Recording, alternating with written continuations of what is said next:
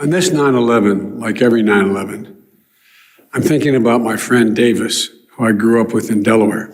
On this day 20 years ago, he and his family had just passed the first year without their youngest of three sons, Teddy, who died in a boating accident at age 15.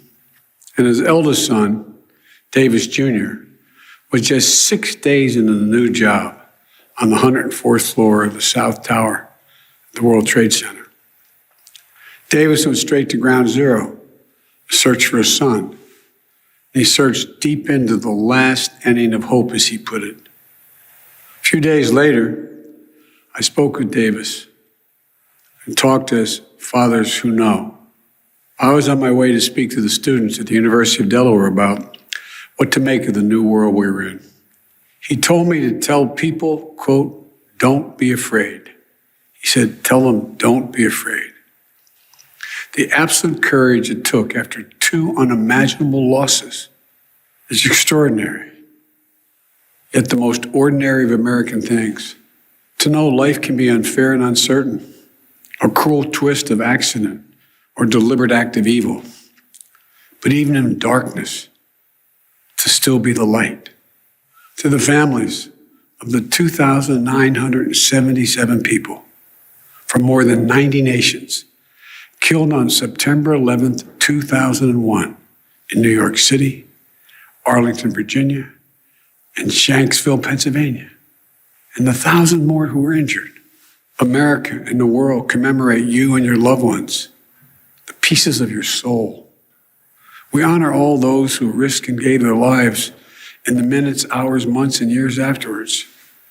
The firefighters, police officers, EMTs and construction workers, and doctors and nurses, faith leaders, service members, veterans, and all of the everyday people who gave their all to rescue, recover, and rebuild. But it's so hard, whether it's the first year or the 20th. Children have grown up without parents, and parents have suffered without children.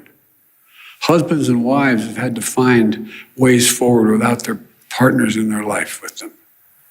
Brothers and sisters, uncles and aunts, loved ones and friends have had to celebrate birthdays and milestones with a hole in their heart. No matter how much time has passed, these commemorations bring everything painfully back, as if you just got the news a few seconds ago.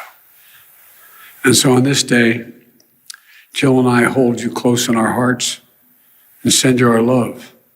There are people around the world that you'll never know who are suffering through their own losses, who see you, your courage. Your courage gives them courage that they too can get up and keep going. And we hope that 20 years later, the memory of your beloved brings a smile to your lips, even while still bringing a tear to your eye. In the days that followed September 11th, 2001, we saw heroism everywhere, in places expected and unexpected. And we also saw something all too rare, a true sense of national unity. Unity and resilience, the capacity to recover and repair in the face of trauma.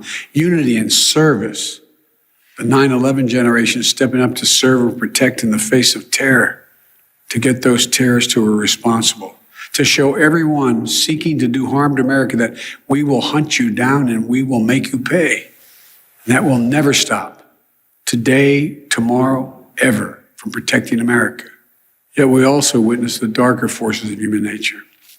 Fear and anger, resentment and violence against Muslim Americans, true and faithful followers of a peaceful religion.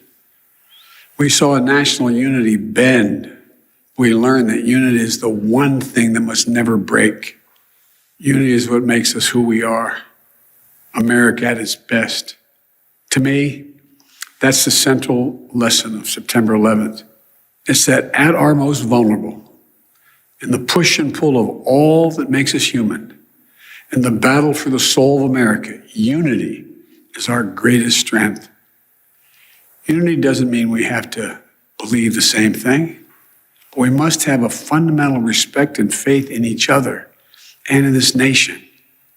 We are unique in the history of the world because we're the only nation based on an idea an idea that everyone is created equal and should be treated equally throughout their lives. That is the task before us, to once again lead not just by the example of our power, but by the power of our example.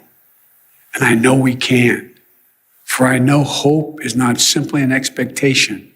Hope is a conviction.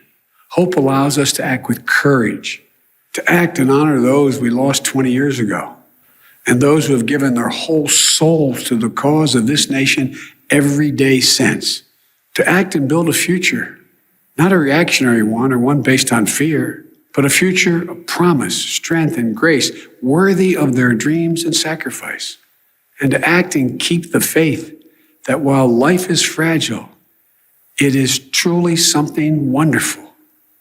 We find strength in its broken places, as Hemingway wrote. We find light in the darkness. We find purpose to repair, renew, and rebuild. And as my friend told me that September 20 years ago, we must not be afraid. May God bless you all. May God bless the lives lost on September 11th, 2001, and their loved ones that were left behind. And may God protect our troops.